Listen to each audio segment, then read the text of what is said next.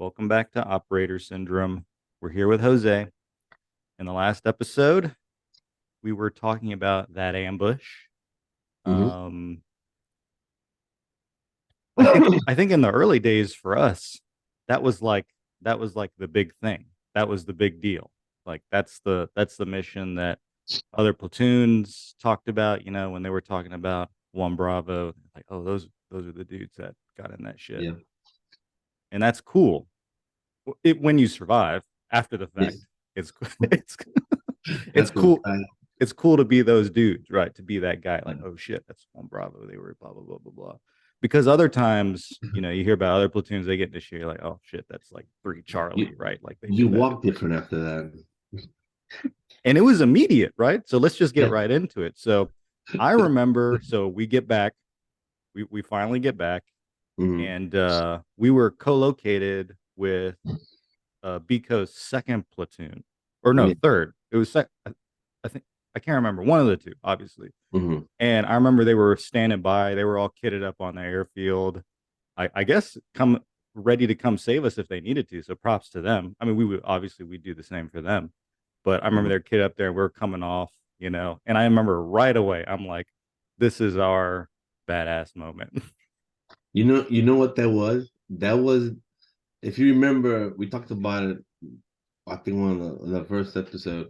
Yeah, When we first got there, yeah, and we hadn't met anybody yet from our platoon or from our company that was there, and then we saw them get off the helicopter. that's right. That's right. And if you Yes, remember, if we talked yes, about that one guy that had the bandana that was coming, yes, yes. that was that moment. We reached that moment. We did. You know what I mean? That was And it. there was new guys there that didn't get to go out that night, Yeah. and that was us coming out. But thankfully everything went fine, and we did what we trained so hard to do, and we did it.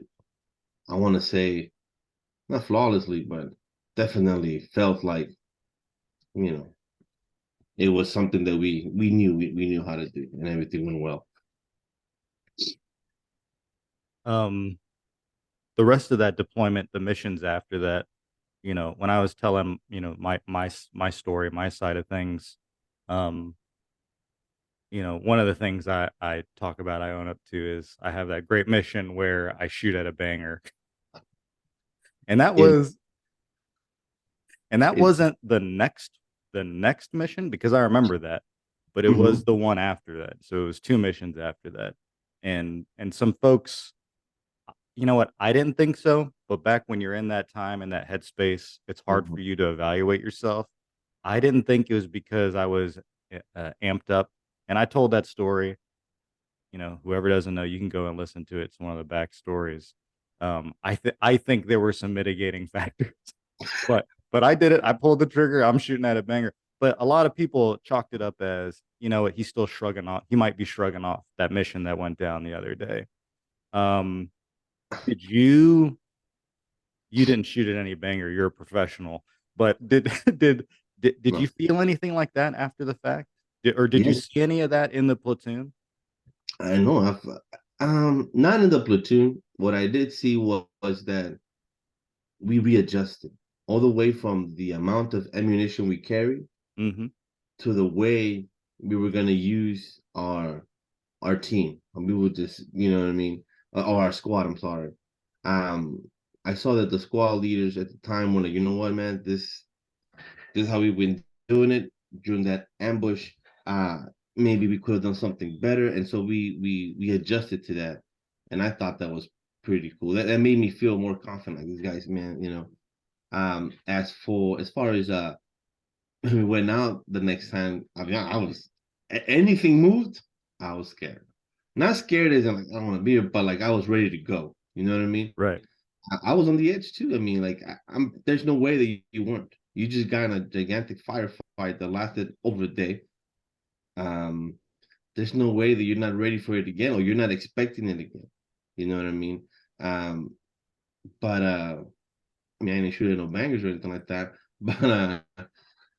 But if they looked mean, man, I would have taken them out. I know that much. But no, but I was on the edge. I definitely was, at least for the next couple of missions.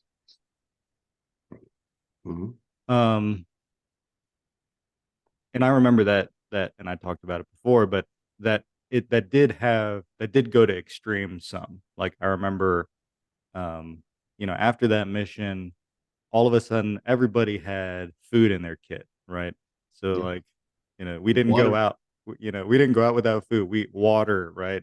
Waters. I remember Bop setting up his kit with like literally 12 M4 mags, like from like he looked like a GI Joe, like Yeah. literally like a GI Joe from one side all the way to the. I'm like, Bop, how many mags? He's got 12. Extra rounds. I was a shotgunner, and I remember carrying, I think, either a 100 round nutsack or a one of those The big drums. the big drums on my Yeah. back. You know what I mean? So all that meant was just like I said, we readjusted and and just we were ready. We were ready. We were ready for the mission that we did already. We were Yes. like we were rolling out prepared for something that was in retrospect unlikely to happen exactly the same way.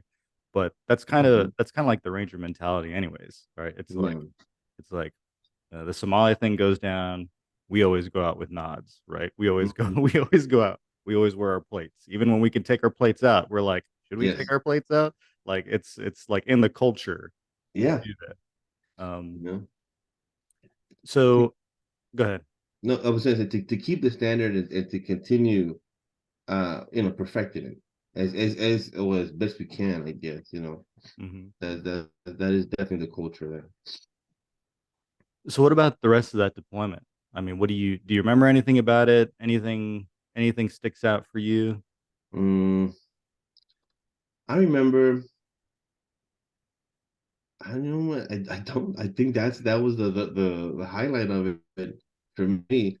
Um, I will tell you this that it made me feel like this is real. Like this is where we are, and it made me definitely pay attention.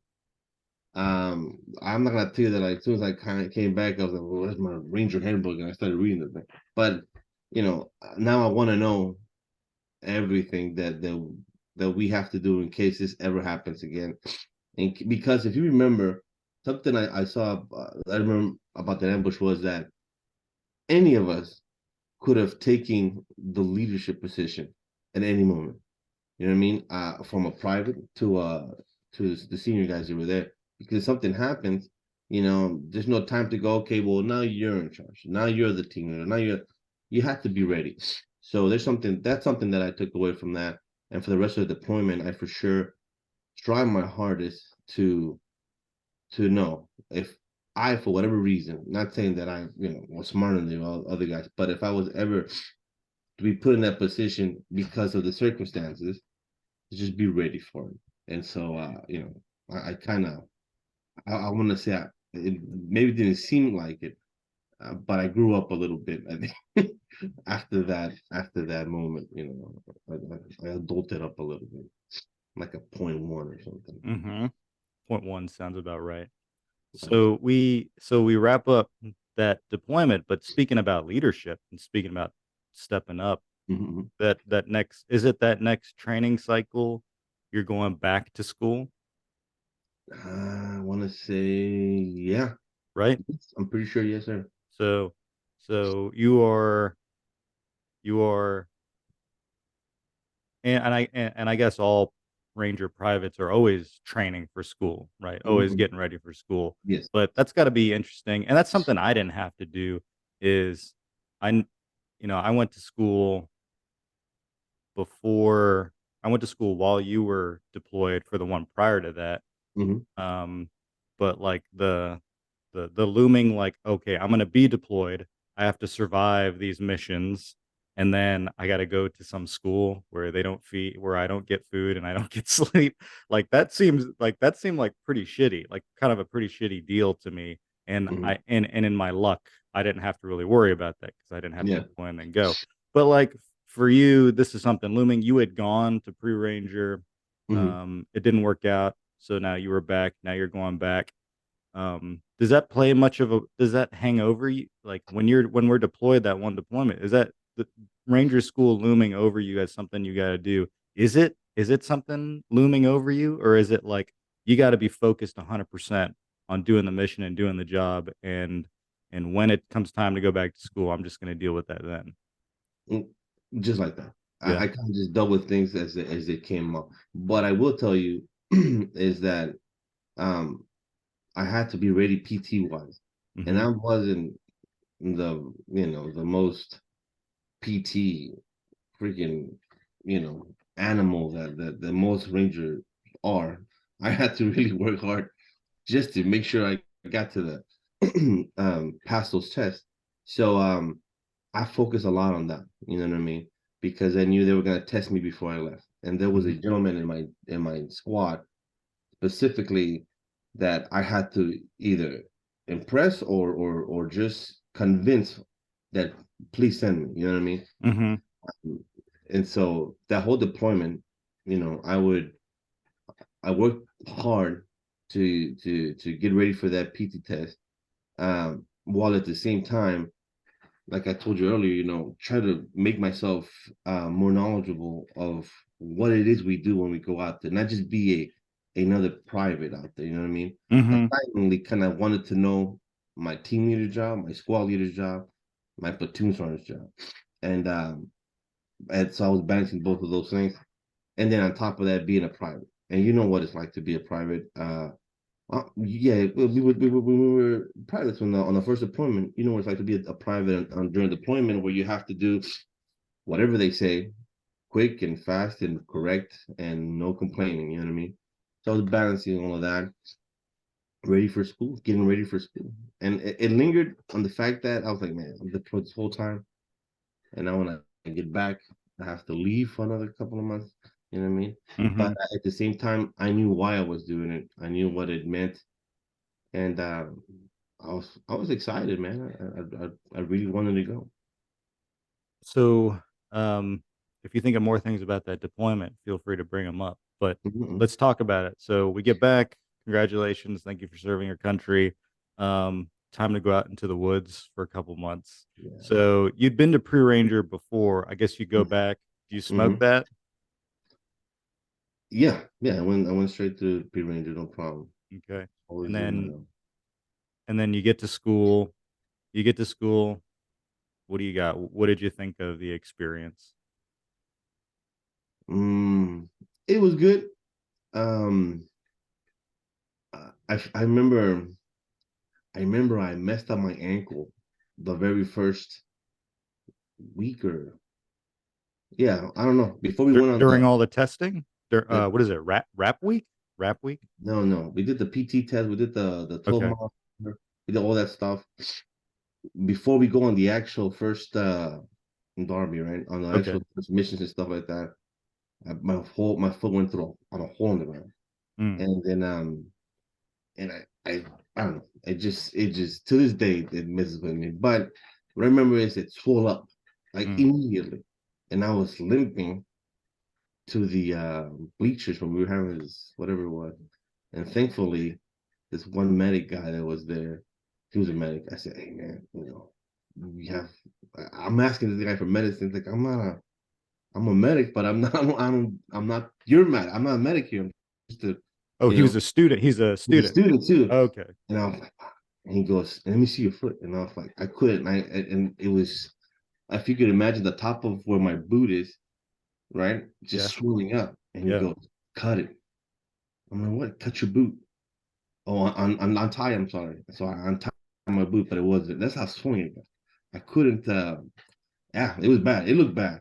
Mm, And I was like, okay, okay. So that's not enough. So I grabbed my knife and kind of cut the boot a little bit, well, a lot actually. And then to kind of relieve the and the the pressure. swelling. Yeah. Yes. And then we sat there for about an hour, and the swelling kind of went down. They were talking about what the hell they were talking about. All I could think about was that foot. And then we got up, and then we started running to I don't know what the hell we were running for. And then I remember I was like in pain the whole time. Like I'm like I'm gonna have to quit even before I go Trolls. to the patrols. And then somehow or another, the pain was still there, but it kind of numbed.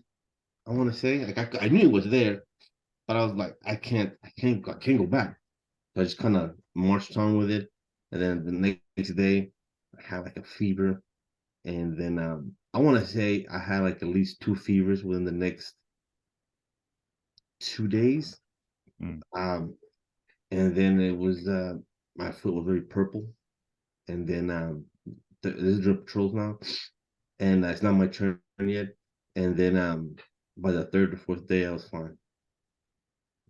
So I don't know what the hell happened to my foot. I don't know how it happened that it got like that. But I mm-hmm, was like, this is gonna suck. Like the rest of that ranger school time, I had that foot like be careful on the foot, and so it was painful at the whenever you would step on the wrong thing. You know what I mean? mm-hmm, But that's throughout the whole school. I never got it, and then after I got out of school, I went to get looked at, and they were like, well, it's it was probably this and that. But that's how it started. That's what I'm trying to say. It started like that, and I was like, man, mm-hmm. this is gonna be the rest of the school time here. But thankfully, it wasn't. It was just a really bad start. Yeah, that does suck. Um, Mhm. and the fever thing. In what time of year was this? I know that I graduated in May. I Okay, remember that. So you you can could do the math. simply you can do the math because You I could do the math. You could do the don't math. know numbers. This is a so so I graduated in May too. But I had started pre-ranger in November because I recycled. Yes. I recycled and hung out in the gulag for a while. But I eventually graduated in May. So yeah, it's cold, and that's interesting. You bring up the fevers, which I don't know may or may not be tied to what sounds like maybe it was just like a really really bad sprain, I maybe like think a that's what high it was. ankle sprain, something like that, something Yeah. rowdy, which which which it makes sense would never really get better. Did you go straight through? Yes. It's so you didn't really go to ranger school then. If you go straight through, you didn't get the full experience. Green Ranger recycle. Uh, says the Well, guy. you had to leave beforehand, so I'll give you credit. All But right. but you mentioned the fevers, and Mhm. I kind of forgot about that until you just mentioned it. But like that is kind of a thing that a lot of folks deal with. I don't know about the summertime, maybe, maybe not, but definitely in the winter classes, like you all are sharing stuff. You're dirty, Yeah. people coughing, you get fevers, you catch something, living out like that. So I it I also I have trouble remembering most of it, which I think is kind of a blessing ultimately, just because you're so tired. Like they're just big chunks of it. I just don't really remember all that well. uh, I'm gonna tell you. I'm gonna tell you my first patrol. All right, to make you feel better. Um, I was a team leader, yeah. and then all I had to do was get these guys from point A to point B, right? And then Hmm. so really they were judging me on land math. I think I don't know. So you can imagine how that's gonna go. And I'm nervous, right? And they like plot this point, and I talk to whoever the other guy is that's getting a grade or something, and they go, we're gonna go this way, and we're gonna do this, and when we get here, we're gonna low crawl. That's I don't know what we were doing, but I remember we had to low crawl. We're gonna low crawl. It was suggested to me, so I said, yeah, let's do that. So we started low crawling, and obviously this is I got a no go by the way, and I'll tell you why. So we're started low crawling. It's wooded, man. You know what I mean? And as we're low crawling, we keep on looking like, oh, we're gonna come up on this side or whatever. Dude, I ran into another group that was low crawling, so we're just head to head. And I was like, and I look at the map, I'm like, I don't know where I'm at, man. And the guy's like, I think we're here. No, I think we're here. And the cat's like, all right, that's enough. And like they changed, and I'm like, all right. So they didn't say anything. I was like, but I know I failed this. But I got another chance, and you know who saved me on my second chance? Who? I don't know if I can say his name, but well, this other kid saved my butt on the second chance that I had. I forgot to make A dude from the battalion? yeah, dude from battalion. It was so smooth too how he did it. I forgot to do a range card. Okay. You know what I mean? Yeah, yeah. You know what a range card is. And which is just basically tells you where everybody's at, what they're looking at, and the distance and stuff like that. And so where's your range card? And the cadre says to me, and like this stuff, everything was good. So where's your range card? He had specifically said, I need to see this range card to everybody. And I was like, but I was so concentrated on making everything perfect, at Right. least as best I could. And I look at him on range card, and I go, oh yeah, like I'm looking for my damn keys. I'm like, oh yeah, range card. And this kid is sitting. I'm standing right next to him, and he goes, "Oh, here's your range card. Like you dropped it." And I go, "Thank you." And I like give it to the dude. He goes, "All right, excellent." And he gives it back to me. I'm like, "Thank you so much." And I fucking walked away. And then they brought me over later. They said I was good to go. Like, I nice. And then I just kind of carried on with the rest of the time at the army. But that one kid did say my butt. I mean, let's talk about that a little bit. I talked about it, but I'm interested to hear your perspective. I mean, um, you know, there's that show Survivor, right? That Mm-hmm. TV show, the reality TV show Survivor, and it's Yes, all about like, you know, uh, surviving. politics. Survive, go figure. But it's all about like politicking and groups coming together and voting out other groups, all that kind of stuff. Um, I tell people that Ranger School is like the original Survivor, and like there are definitely groups and Oh, alliances in Ranger School, and it's kind of funny how it works out. But like so there's a situation where a Bat Boy is like looking out for you, whatever. But like did your squad, since you went straight through, you were original going all the way through.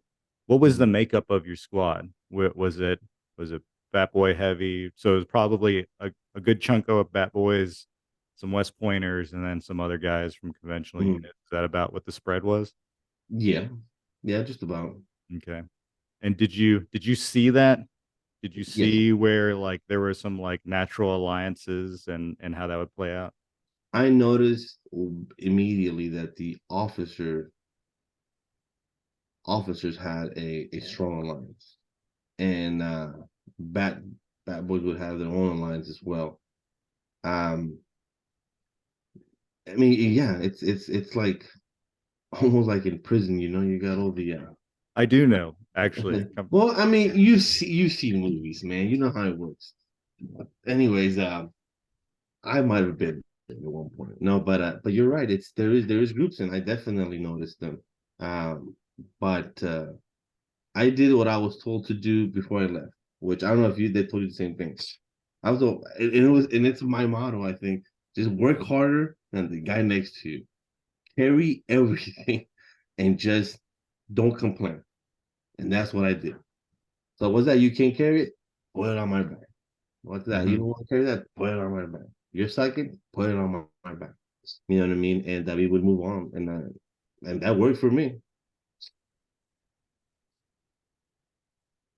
Did you so what's your everyone's got like the one Ranger School glory moment story, right? Like the big win. Maybe it's what got you. Usually it's like what got you your go and got you out of some phase, whatever it was. But do you have some?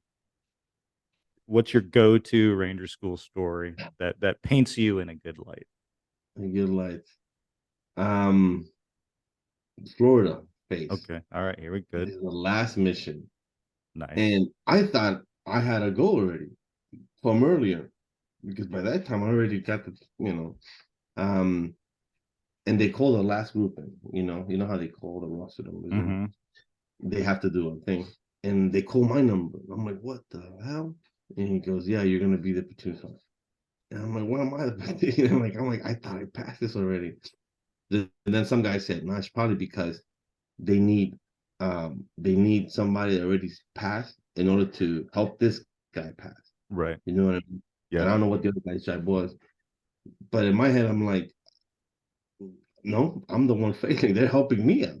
So so before the cadre leaves, they told me make sure that every gun position you have here is very well camouflaged. That's what we're gonna be looking for. So, but everybody was tired, Right. hungry. and not wanting to do anything. And there was a lot of one thing that I banked on was in Ranger School they have this thing when they do half a minus or a minus, Right. towards your Major, and minor, minuses. Yeah. exactly something like that. And I knew a lot of these guys, myself had some of those. Um, so I was like, I went to each gun position. I say, hey, listen, they're gonna. I know a lot of us have minor minuses, but the cadre are saying that whoever has the best cover position might be getting a that taken off or added 50 Right. points or whatever it is. Yeah. I lied. I lied to each one of those gun positions. But these dudes were like, what? They start working on these damn gun positions. I'm like, it's working. So I just kind of make sure I had a range card. I had everything ready, right? And there was this one gun team that was in the if you get in well, you know what patrol looks like. If you can Yeah. imagine in front of the patrol, they were the main ones, right? Yeah. And the gun position looked like crap. No camouflage. And I said, hey man, this is what they're doing. And they're like, oh, good, we'll try, yeah, for sure. You know what I mean? So don't do it for me, do it for you. Because I'm pretty sure these guys don't care enough to do it for me. You know what I Right. mean? And so they still work on it.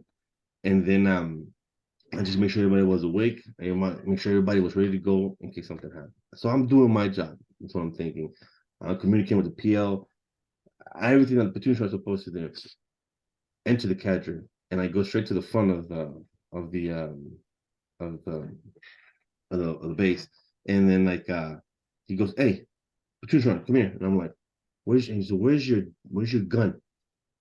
And I look behind me, and they're not there. Wait, hold up. The the the gun team is not Gun there, team, yeah, the or gun team, yeah, the actual no, no, gun the is not. gun team and the gun, and they're Okay. like, So "Where's your gun?" everything's missing. And I'm like, and I look, they're right, and I'm like, "Oh man," and I go, and I was about to say, I don't know where they are, and as I'm about to say that, one of them pops their head up. They were so well camouflaged that I passed by these dudes and I didn't see them. And then I go, and he goes, oh, he goes, all right, that's good. Good stuff. And he goes up to them, good stuff. So everybody else the same way. I'm like, yeah, Roger can. Well, Roger. And he goes and looks, and all right. And then we get ambushed or we Yeah. take Right. contact. And I just gotta make sure that everybody's doing their job. And I'm running from spot to spot. I swear, dude, I look like I'm in a freaking movie and just running from spot to spot, like jumping into holes. I did too much, I think. I did whatever I had to do. I'm passing the damn. That's Uh, right. but whether I look foolish or not, I got to go.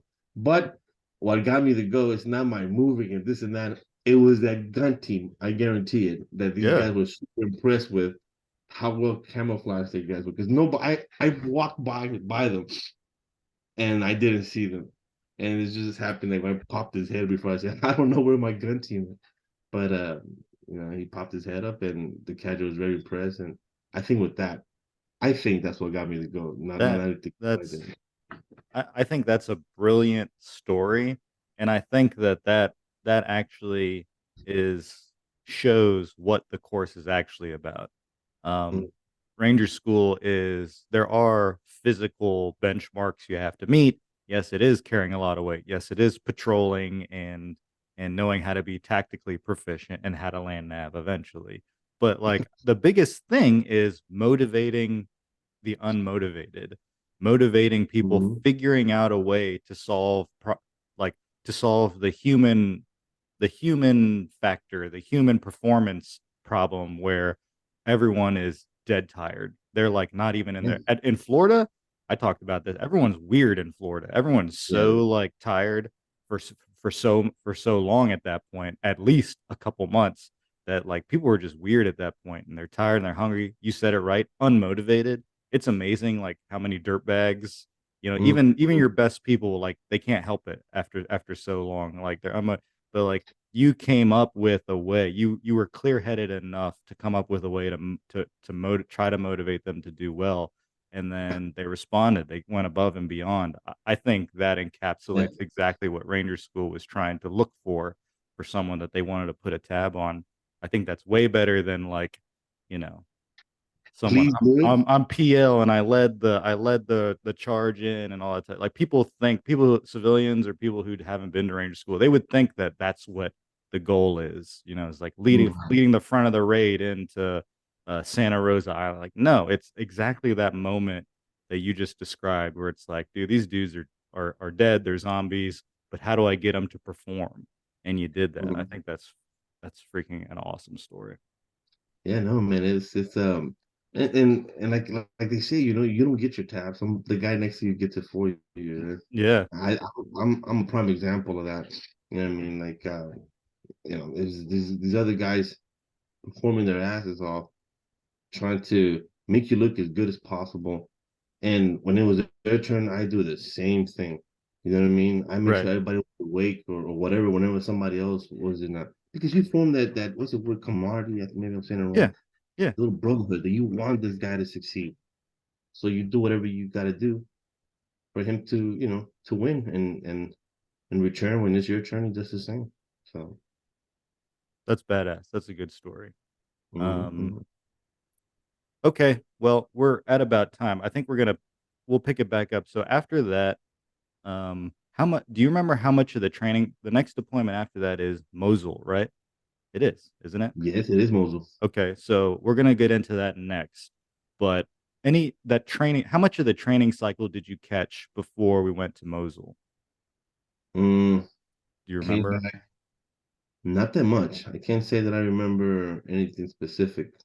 Had you Um, gotten much time in Strikers before we got to Mosul, or was it like OJT when we got there?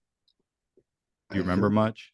I can't say that. I can say that I remember going to the weapon squad Yeah. when I came back. I remember getting training with the Gustav. So I became the Gustav team leader, Okay, yeah.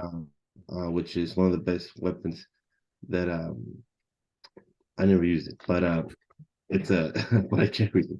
But I remember doing that, going to the weapon squad and training with them, getting ready for Mosul. Don't remember doing striker training though. I'm sure we Yeah. did. I'm trying to I can't remember that training, the end of that training cycle either before Mosul. We would have had to have been done stuff in Strikers. No, Who's our I think it was things on the spot when we got there. All right, well, we'll talk about that in the next one. All right. Okay, well, thanks for listening. Thank you for sharing that story. We will catch you on the next one. Bye. All right, man.